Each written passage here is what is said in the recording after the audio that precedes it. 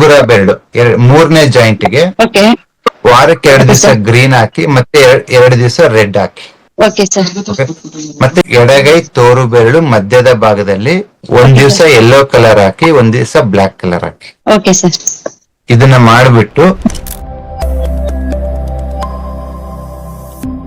ನಮ್ ಕ್ವಶನ್ ನಮ್ಮ ಯಜಮಾನ್ರಿಗೆ ಸ್ವಲ್ಪ ಹಿಮೋಗ್ಲೋಬಿನ್ ಕಮ್ಮಿ ಇರೋ ತರ ಇದೆ ಸರ್, ತುಂಬಾ ಸುಸ್ತು ಅಂತಾರೆ.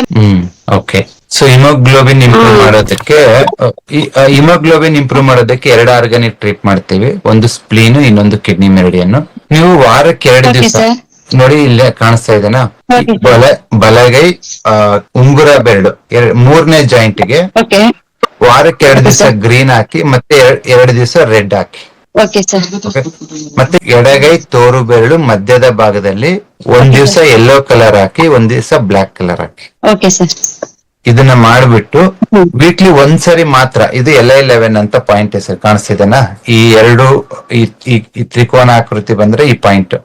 ಇದನ್ನ ವಾರಕ್ಕೆ ಒಂದ್ಸರಿ ಮಾತ್ರ ಆಂಟಿ ಕ್ಲಾಕ್ ವೈಸ್, ಗಡಿಯಾರ ಹಿಂಗ್ ತಿರುಗುತ್ತಲ್ಲ ಅದಕ್ಕೆ ವಿರುದ್ಧವಾಗಿ ತಿರುಗಿಸಿ ಹಿಂಗೆ ಎಷ್ಟ್ ಸರಿ, ಒಂದು 20 ರಿಂದ 25 ಸರಿ 2 ಕೈಯಲ್ಲಿ ಮಾಡ್ಬೋದು. Okay sir.